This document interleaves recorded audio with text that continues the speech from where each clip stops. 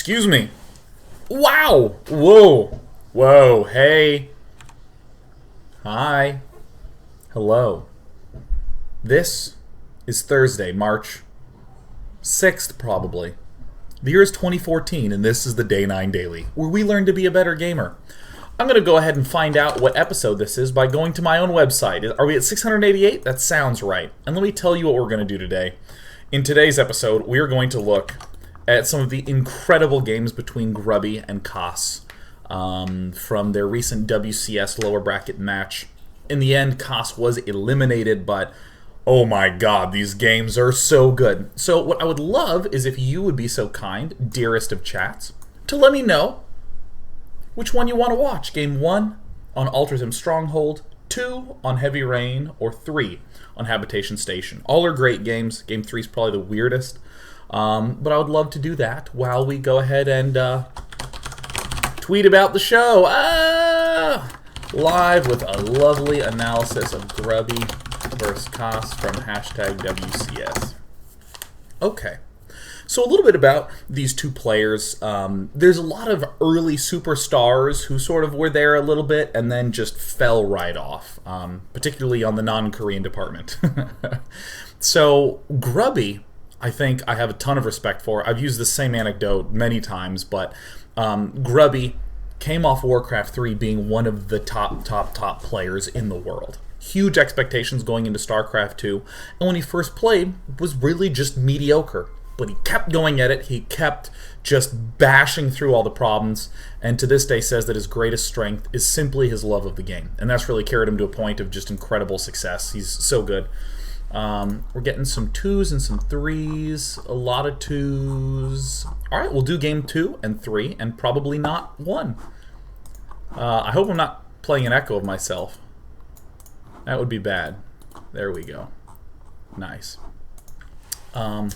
Kas, similarly, I remember still when Idra was really one of the top players ever, coming out the gate in 2010, early 2011, and Kas was considered a rising star in Europe, and they played a match, and Kas just rolled right through Idra, not with cheesy tactics or any of the the usual ways that the top players at the time were losing. Instead, Kas just won by having the most insane macro ever, just bashing through so much. So we're going to go ahead and begin with game 2. Kas is the winner of this game, and we're just going to do a straight analysis of it. They're all long games, and I'd like to do 2 just because I think they're really useful games to look at in terms of learning-wise, but also because I want to give appropriate respect to both players by doing all dem games. If you would do me a favor, given that Empire Kas has been knocked out of WCS, if you could just like get on Twitter and shoot him a tweet, let him know that he's awesome, because he really is. Empire Kas Twitter. I think it is just twitter.com/ yeah, it's Empire Kas. That's his Twitter right there. He's so good. So Heavy Rain is a very unusual map. I love to bring up this diagram showing all the attack paths, one on the right, and of course the one on the left, and the one in the middle. All these make it very tricky to appropriately position units. Terrans actually tend to stay on this far outside ring along this side, as well as this inner one here. So on this map, I'm a big fan of Reaper-based openings. It's virtually impossible to prevent the scout for the Reaper, so even double Reaper openings are very reliable. And I think that Protoss are responding pretty smartly on this map by doing builds that involve one Mothership Core, one Stalker, just straight up, and delaying their tech, expanding, almost saying, I accept that you will find my tech, so I'm not going to do anything too tricky.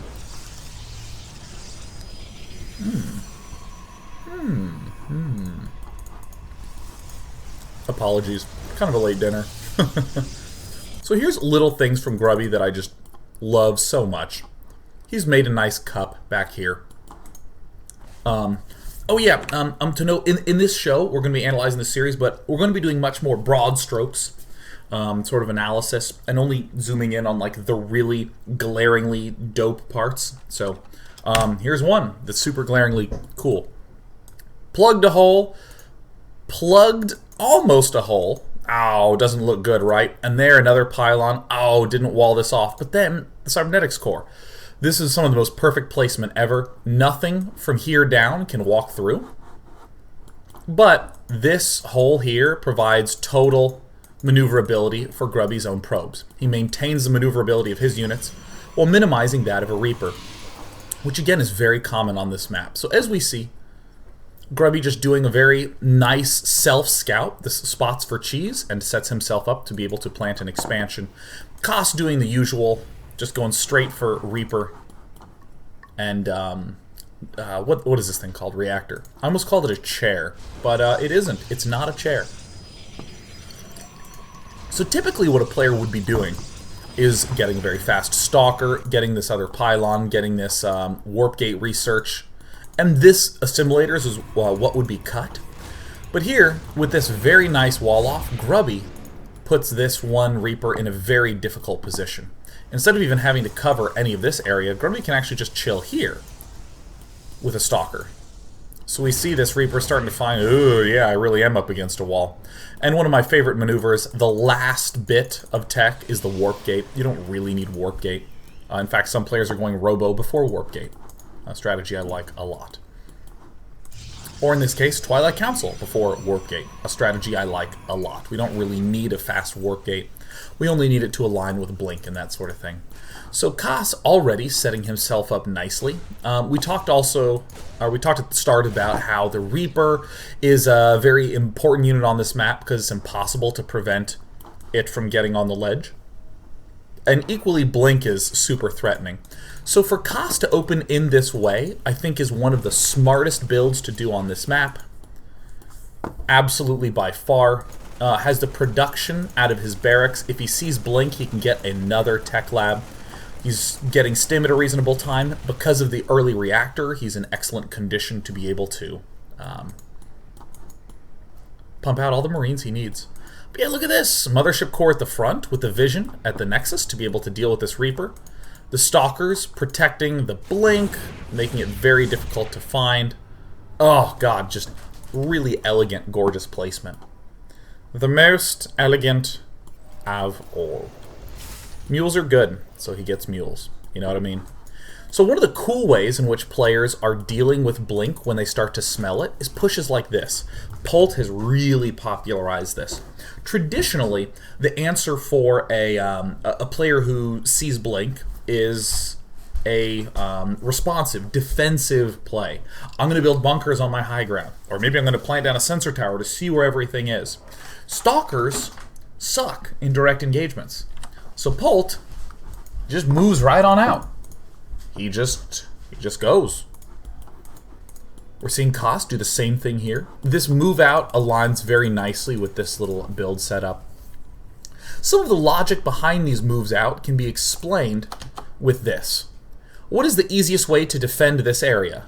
Well, to simply be here. I mean, Stalkers could blink in from the side, but wherever the Stalkers want to blink, that's dictated by wherever the Mothership core is. This is just an incidental, nice pickup there for Kas. But remember that Reaper that we were having trouble getting into the main base, that advance forward not only is extremely safe versus a variety of openings.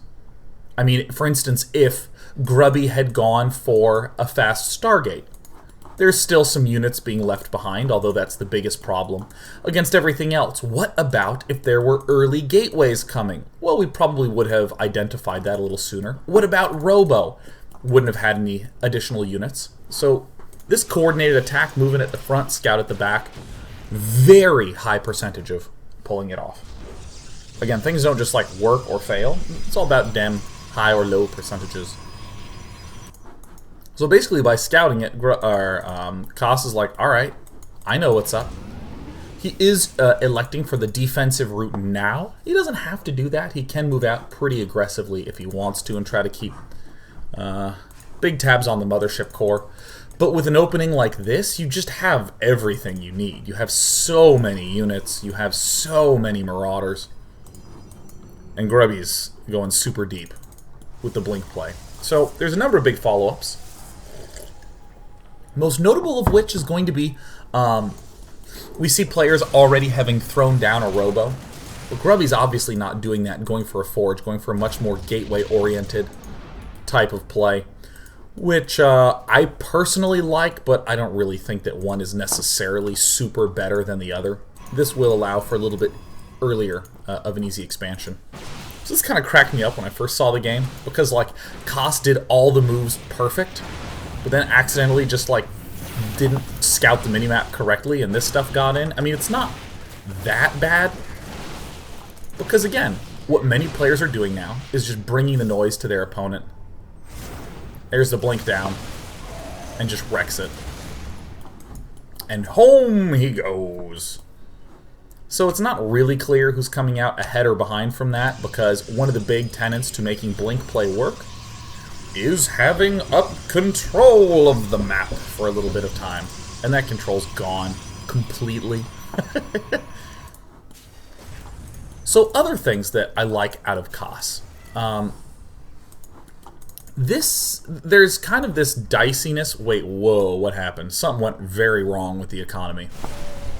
So in this position, Kas just, I think, accidentally has way more money than he was anticipating. Because he just, like, suddenly builds everything at the same time. Whatever a player chooses to do now, it's hard to make a bad in-the-moment choice, because, I mean, what can our Blink Stalkering player do? Almost any transition after Blink Stalker involves being passive. It can be a robo for Colossus to get up another expansion. That's very passive. It can be going for Zealot Charge, which just takes forever, which is passive. And honestly is not really core to battling a... well, let me rephrase that.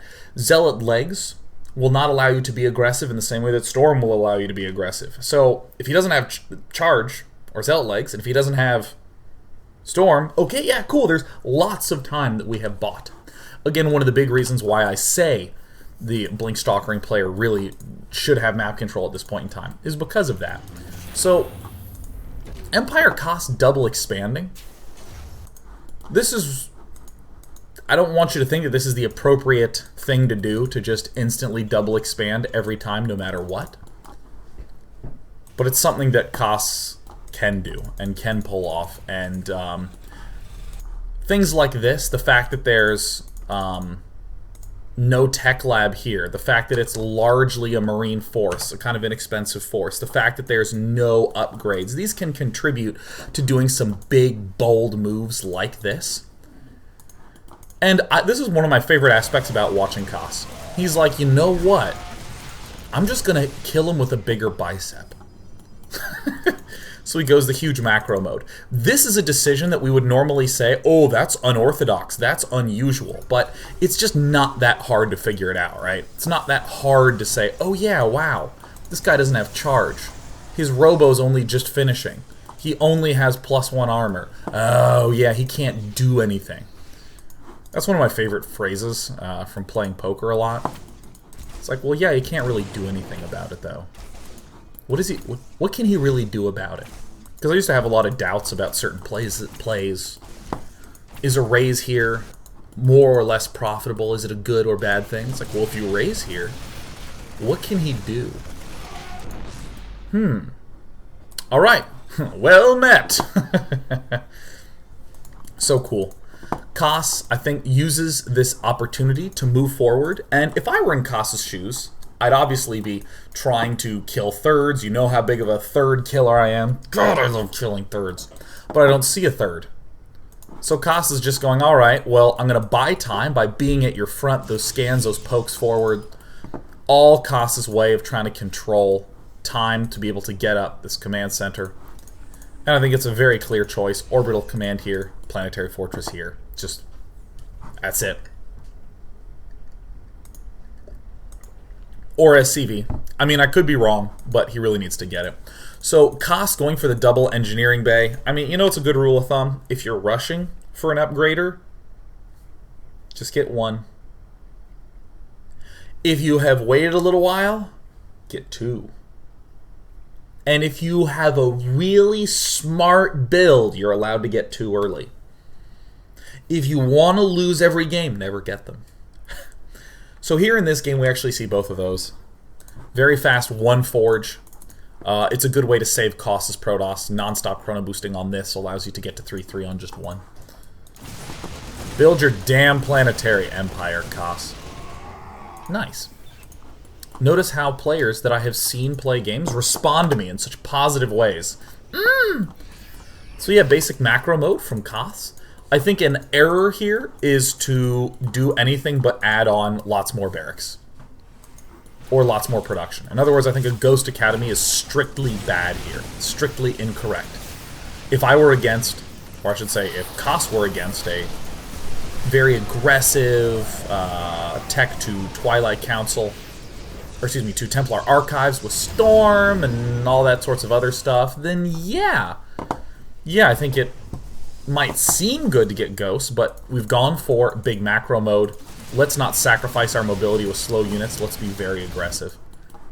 So Grubby's starting to realize, oh my god, crap, I just do not have a good position.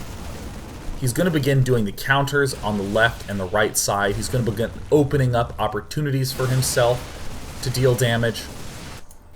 Kas, as we've seen, is going to just have to be on the defensive for a little bit of time.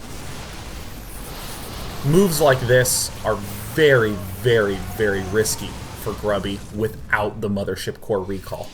This is a horrific move unless he has recall, because still he's biding time to get up more Colossus that are hiding somewhere. There's where they're hiding. So I think this is where Kas,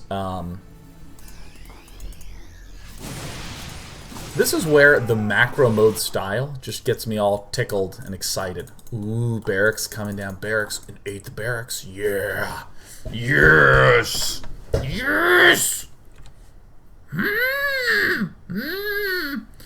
I would say most, if not all, strategies. God, I'm trying to think of an exception to this. Okay, here's the statement that I want to make. Other than all-ins, with any strategy you're doing, there comes a point where you're saying, I'm just trying to lock him out of base X. So, that generally happens when everyone's kind of stabilized. For instance, you can't really say something like, I'm going to prevent his very first expansion. It's a little bit too overbold. If you get a lead, denying an additional expansion is fantastic. So, in this spot, Kas does a great job spreading himself out, covering from a defensive side, but also just trying to deny this fourth.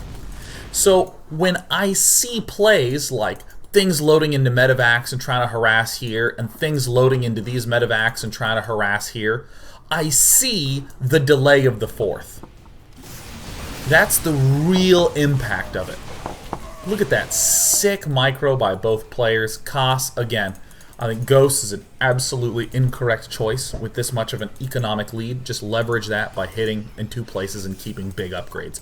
We'll definitely get those, but I definitely think that rushing for those is inappropriate. So, again, this looks at a surface level like Kas does some great harassment and kills off this base. But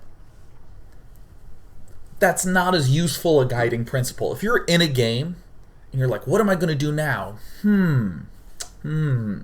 I guess I'm going to try to harass and pick off a Nexus, I guess. You're not going to be able to do that every game. You're just not. You are not going to be able to do that every game. And it's hard to guide. What, are you going to feel like a failure if you didn't kill his Nexus? No, but if you say I'm locking him out of a 4th base, by picking in 2 places at once, making him stay defensive, yeah, when I see this, again, I see a very big delay of this expansion. So right now, in Grubby's shoes, he must do something rather damaging. He knows these forces are split up. Pulling these back is great. Doing a little bit of harassment, generally speaking, is great, but he doesn't have recall. So Grubby, I think, is in the somewhat boned position where he just has to chill and chrono boost things for a little while. We're starting to see, yep, where's the other starport? Ah, fantastic. 8 barracks, ooh, even 9 barracks, 2 starports, double upgrades. Great. Now, another very reasonable thing that we're seeing, getting the Ghost Academy, just rounding things out, fantastic. Why would Kas have pulled back on aggression right now? Because there's not a lot of vulnerabilities to exploit. Once this base is up, suddenly there's 3 vulnerable points. There's one here, on this side, another one here, and one here. And technically another one here as well. So going from 2 to 4 points is quite significant. So great. As this expansion gets up, Kas tries to begin doing some very aggressive harassment in a multi-pronged sense to, as we've said, deny that base. I do like these pushes forward from Grubby because he's been kind of forced to make a lot of zealots, which can be a little tricky if the game goes on super long. Generally, in the now, zealots are pretty kick-ass. So some of the most fantastic, amazing, excellent storms ever come out. And it's very easy to look at that and to go, oh, dude, he should have gotten the Templar earlier. But I will argue, this base has been completely safe the entire time. This base has been completely safe the entire time. Only right now has it even begun to look scary, but it's clearly not scary because Kas is totally in fine shape. Macro mode, baby. Oh, I got a little bit of an advantage because I think that he doesn't have a good opportunity to blink at me. Double expand mass barracks. So good. And the big thing, of course, that we see that's been cut quite a bit is the medevac production. Not a lot of medevacs that have been built. More command centers going down. Another of my favorite Kas specials where Kas says, you know what? I'm just going to get 1,000,000 command centers, lose some SCVs, he's at 82, and flood this puppy. So Grubby's doing what is, I think, one of his strongest suits. While under pressure, he expands. This is the location at which Kas is most expecting a 4th base. This is one of the most difficult 4th bases. Actually, it's just a difficult 4th base. Here's the easy one. This one's hard, this one's really, really hard. So Grubby expanding, coordinating the attack along this line so his expansion is defended behind is just fantastic. So Grubby, I want to talk about this tactic that Grubby's done. He's just teasing the 2 bases and going wherever the army is not, because Grubby wants Kas's army to have to run towards High Templar.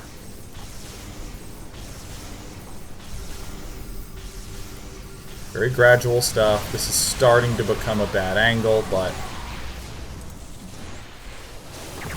no problem.